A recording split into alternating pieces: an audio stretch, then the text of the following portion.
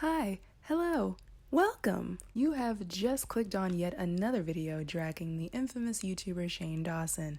Congratulations! He has recently posted a number of Insta stories, and I just want to know why? Why are you here, Shane? Why are you still painting yourself as a victim, Shane? Why are you still openly friends with Jeffree fucking Star? Why do you keep bothering us? I just want to know. Just in case one of Shane's 12-year-old stans comes across this video. Hi babe, how are you? Have you finished your homework yet? Just remember that whether you comment stupid shit on this video or give it a dislike, you are still giving me engagement. Yes, please continue to bump me up in the algorithm. I need the money. First of all, I was once a big fan of Shane's. Maybe a few years ago, I started watching him and I found him pretty funny and entertaining. Oh, how naive I was. When he started doing a lot of videos with Drew and Garrett, I was all into that. I still love Drew and Garrett to this day. Then when he started getting into doing these documentaries, I was actually intrigued. I had just never seen that kind of format done by a YouTuber before. Now, of course, I realized just how much misinformation that motherfucker spread to millions of impressionable people. And then I had learned a bit about his past. All I really heard that he had did was blackface and made a few tasteless jokes. What I did not know is that was only the start of it.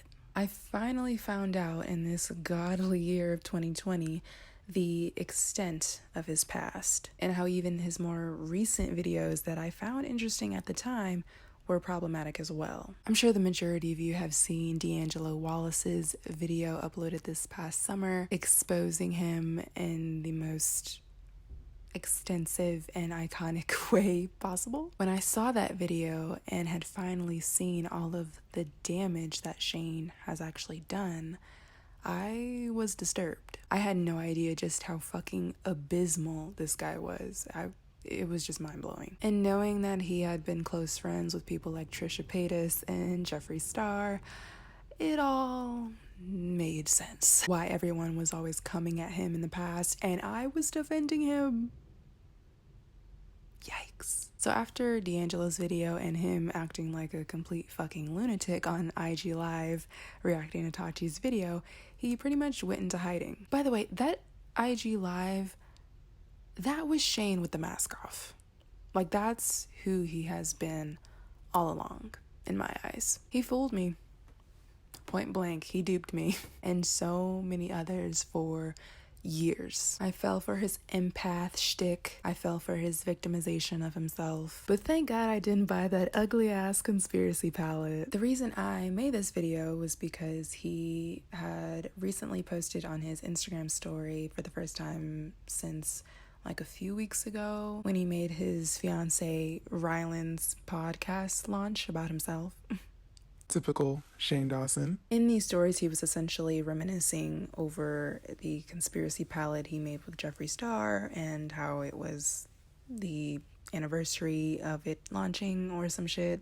Honestly, who cares? Like, who asked for this? Why aren't you still in hiding? No one sent for you. And the fact that he is still, after everything that's happened, still claiming Jeffree Star as his comrade, can you leave us alone? Jeffree Star is a terrible person, a disgusting person. We've established this. So why did you decide, after months of hiding, to celebrate this horrible human being who honestly had a lot to do with your inevitable demise? Oh, right, because you haven't learned a goddamn thing and you just told on yourself. I just want to read a few comments from people on Shane's subreddit reacting to this, because they straight up come for his neck over there, ironically, and it is... How can he be so tone deaf? I think he honestly believes he's the victim, which proves he's not gonna try to make anything right. It's insane that he's posted fucking memories of his makeup palette before he's addressed so many serious things. I think his stories make it look like he's the one suffering and on a mental health break. He's the victim somehow. He can't wait to be back. I don't think he understands any criticism thrown his way. The fact he still thinks he's the victim proves he definitely hasn't changed. Unfortunately, a lot of his fans will buy it and still pretend this all happened because he made a harmless joke. That's the largest fuck all of you I have ever seen. True. Nothing but facts were spoken. And this picture when it got discounted by Morphe, and this picture when it hit the discount bin at TJ Maxx, and all the times I got dragged and Jeffrey was nowhere to be found.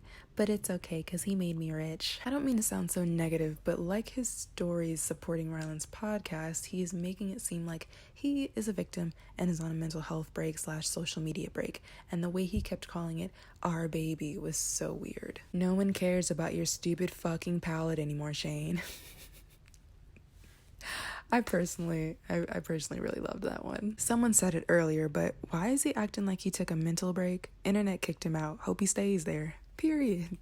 Period, love. Why are you acting as though you are on a mental health break? Like, no, honey. You were ran off the internet streets by by the mob of people who don't like your shitty fucking comedy, if you can even call it that. Like, again, it's the victimization. I fucking hate that. I can't stand that. Oh, pet, of all the hills to die on, a friendship with Jeffrey is not it. Personally, I see it as doubling down, almost a middle finger to everyone who wants him to rescind his friendship with Jeffrey and apologize. It makes it seem like he hasn't and won't change. Last year today, I managed to scam millions of people by making them believe I cared about makeup in the beauty industry.